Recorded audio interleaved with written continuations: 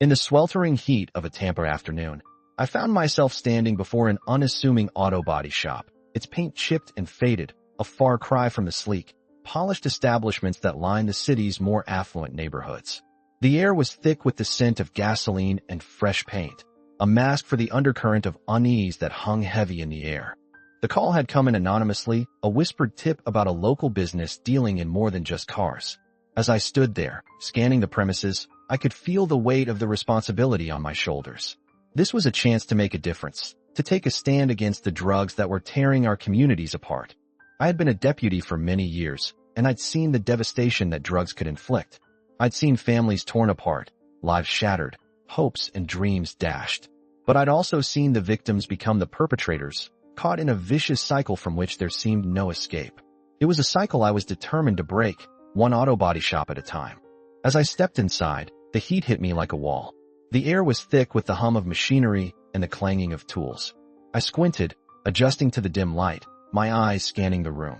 The men working seemed to pause, their tools clattering to the ground as they turned to glare at me.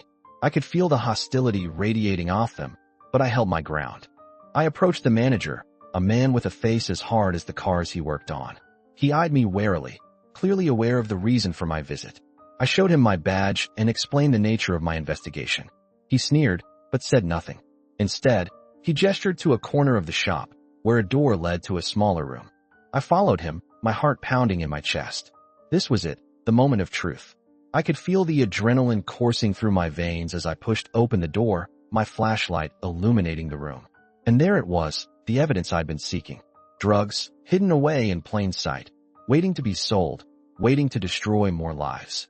I made the arrest, the tension in the shop dissipating like smoke in the wind. As I left, I couldn't help but feel a sense of satisfaction. I had made a difference, even if it was just a small one. But I knew there would be more fights, more battles to be won. And I was ready for them. Because I was a deputy, and that's what we do. We fight for justice, for truth, for the safety of our communities. And we never give up. In the stillness of a stifling summer's day, the quiet hum of a small town was abruptly shattered. A call came in. A routine check at a local store had led to an unexpected discovery, a tangled web of illicit substances hidden beneath the facade of mundane merchandise. I found myself standing outside the shop, a nondescript corner store with peeling paint and a worn sign that creaked in the wind. The air was heavy with the scent of old bread and stale coffee, but there was a new aroma that hung in the air, a sinister tang that clung to the back of my throat. As I stepped inside, the bell above the door jangled, announcing my arrival. The interior was dimly lit, the dust particles dancing in the sunlight that slithered through the cracked blinds. The shopkeeper, a middle-aged man with sunken eyes and a nervous twitch, was already on his knees, hands cuffed behind his back, a look of resignation etched onto his face.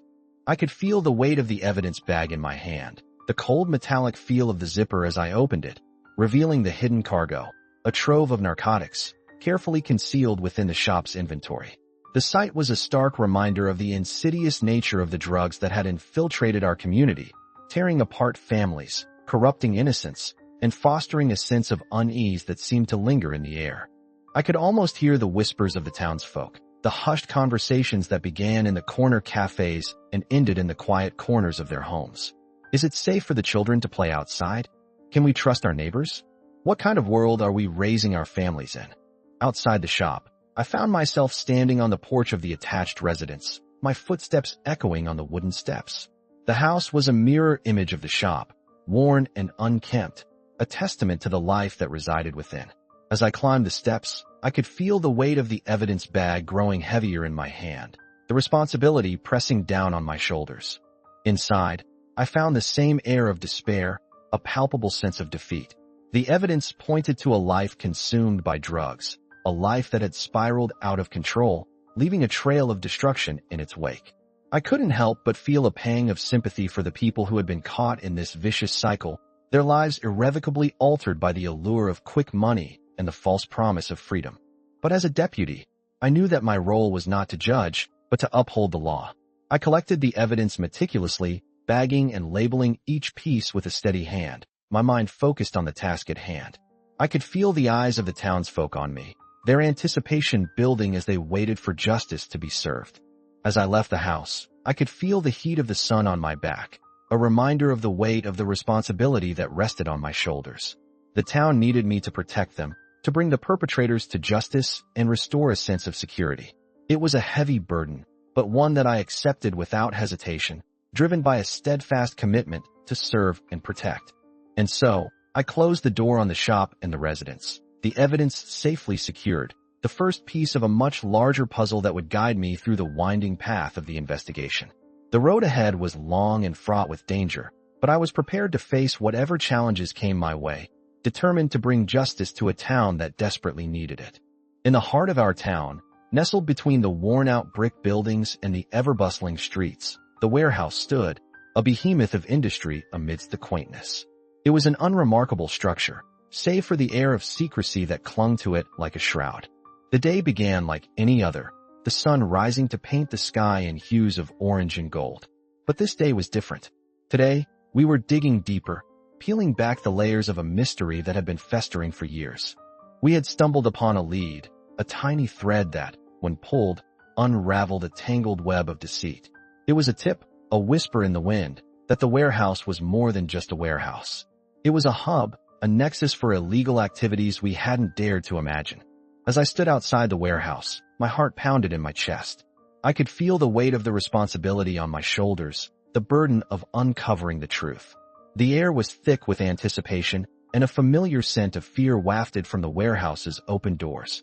Inside, the detectives were met with a treasure trove of evidence. Years' worth of documents, photographs, and ledgers lay scattered across the worn wooden floors. Each piece of evidence was a piece of the puzzle, a piece of the story that had been hidden for so long. As I watched the detectives sift through the evidence, my mind raced.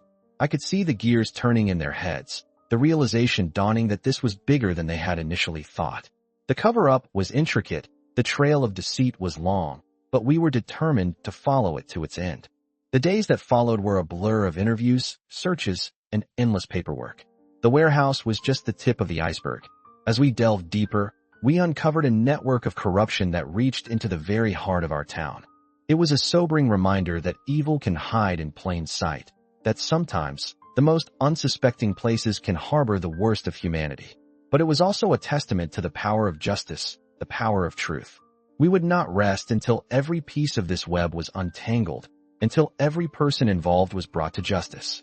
And so, we pressed on, one step at a time, following the trail of deceit wherever it led. It was a long and arduous journey, but it was a journey we were prepared to take. For justice, for the truth, for the sake of our town. In the stillness of that humid summer night, the air hung heavy with the scent of pine and the faintest whisper of rain yet to come. The moon, a silver sentinel, cast long shadows that danced upon the asphalt and the desolate buildings of our small town.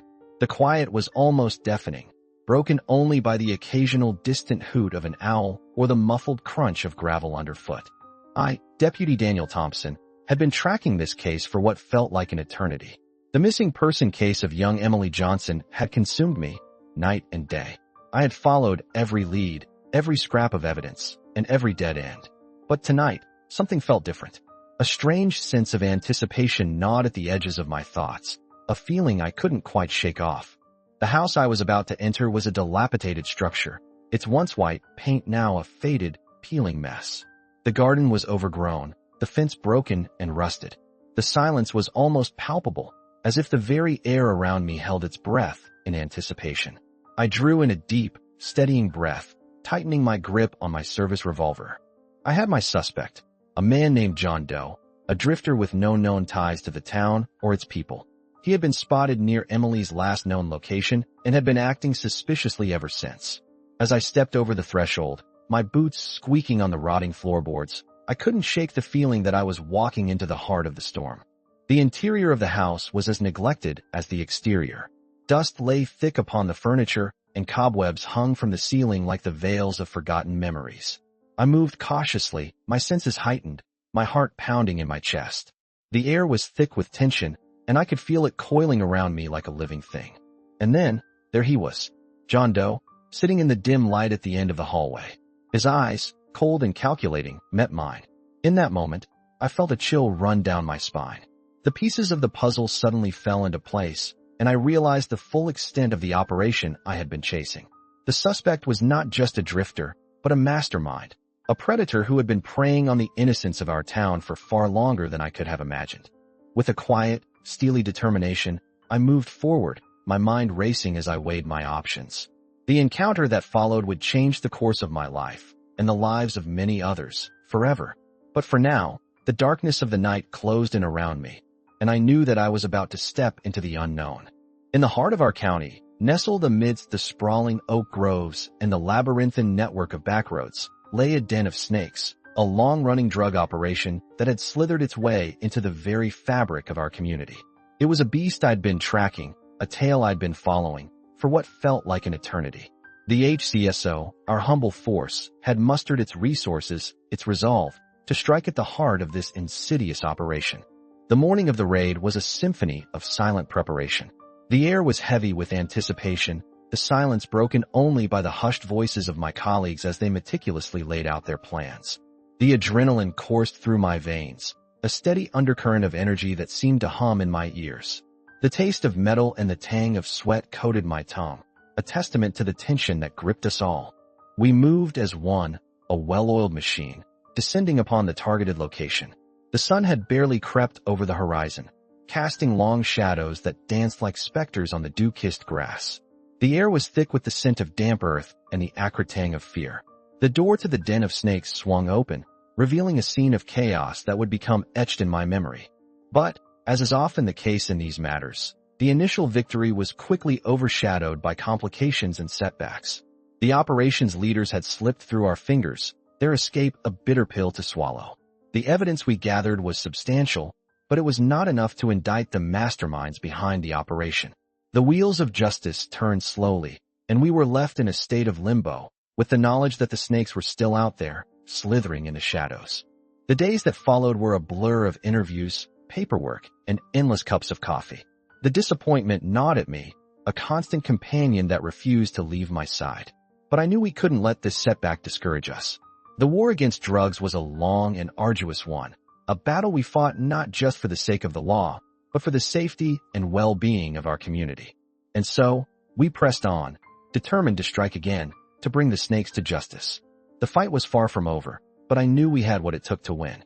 We were the HCSO, and we wouldn't back down until the last snake was driven from our county.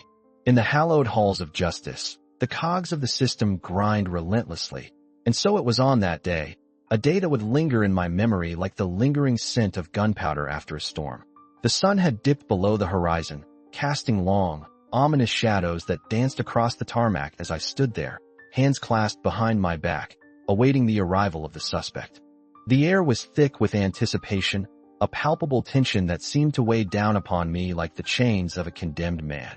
I could feel the beads of sweat trickling down the back of my neck, the pulse in my temples thumping in time with the rhythm of my thoughts.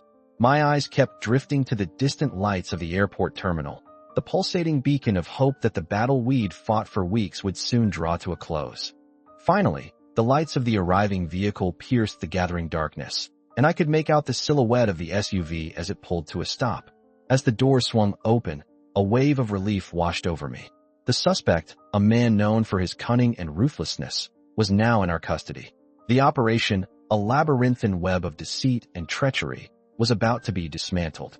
As the suspect was led away, I couldn't help but feel a twinge of empathy, a fleeting recognition of the demons that must have driven him to such extremes. But there was no time for sentimentality. The work was far from over. The pieces needed to be carefully dismantled, the lives affected by this operation needed to be mended, and the memory of the innocent lives lost needed to be honored. The hours that followed were a blur of activity, of phone calls and meetings, of paperwork and debriefings.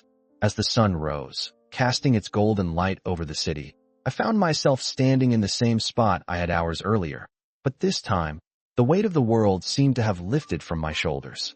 The operation was over, and justice had been served. In the quiet moments that followed, I couldn't help but reflect on the events that had led us to this point. The late-night stakeouts, the tense standoffs, the moments of doubt and fear. But amidst it all, there was a sense of purpose, a drive to protect and serve that never wavered. It was a reminder that, despite the trials and tribulations, there is a noble calling in the work that I do. As I walked back to my cruiser, the sun